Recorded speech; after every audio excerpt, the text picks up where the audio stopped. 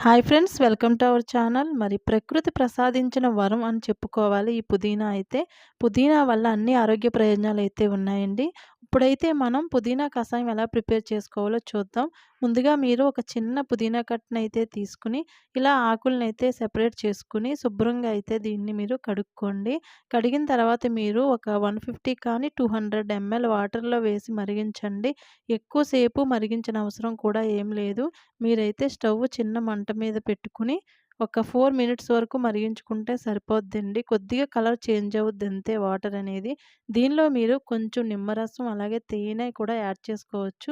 Diabetes ఉన్నవాళ్ళు తేనెని avoid చేసి నిమ్మరసం కూడా యాడ్ చేసుకోవచ్చు. డైరెక్ట్‌గా కూడా తాగేయొచ్చు. ఈ కషాయాన్ని మీరు పరగడుపున తీసుకోవడం చాలా మంచిదండి.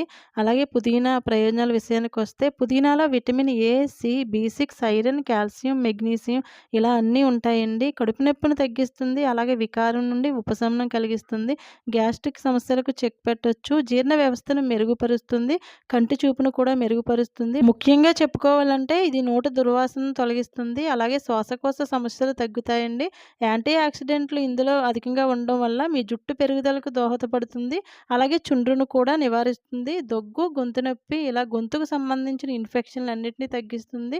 మన లేడీస్‌కి ఉన్నటువంటి అతిపెద్ద సమస్య అండి పీరియడ్ నొప్పి అనేది.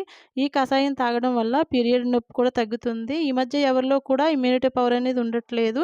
ఈ పుదీనా వల్ల మనం ఇమ్యూనిటీ పవర్‌ను కూడా పెంచుకోవచ్చండి. జ్ఞాపక శక్తిని కూడా పెంచుతుంది. ఈ పని ఒత్తిడి వల్ల అందరిలో కూడా డిప్రెషన్ అనేది ఎక్కువైపోయింది. ఈ పుదీనా తీసుకోవడం వల్ల మనకి డిప్రెషన్‌ని కూడా తగ్గించుకోవచ్చండి. ఇలా చెప్పుకుంటూ పోతే ఎన్నో ఆరోగ్య ప్రయోజనాలున్నాయి. మరి ఇంకెందుకండి ఆలస్యం?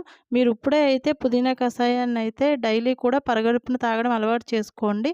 వారం రోజులు కంటిన్యూస్‌గా తాగి చూడండి. మీరే మార్పునైతే గమనిస్తారు. వీడియో మీకు యూజ్‌ఫుల్‌గా అనిపిస్తే వీడియోని లైక్ చేసి సబ్స్క్రైబ్ చేయండి. Thank you.